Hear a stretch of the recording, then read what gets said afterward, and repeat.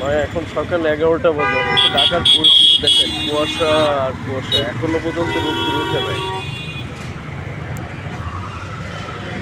একটা ওয়েদার, এখনো পর্যন্ত ঢাকা সিটিতে এখনো সূর্য ওঠে নাই, সকাল 11টা বাজে। আমার মনে হয় না যে আজকে একটার সময় সূর্য উঠবে বা পাওয়া যাবে। রোদ্দুরের তো বালাই নাই, গ্রামে যেমন শীত ঢাকাতেও তার থেকে কম গ্রামের তুলনায়, তবে অনেক শীত, অনেক।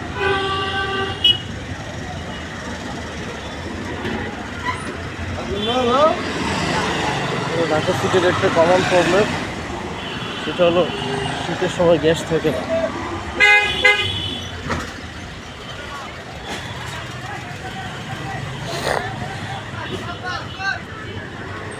দেখুন ভাই, এরপরও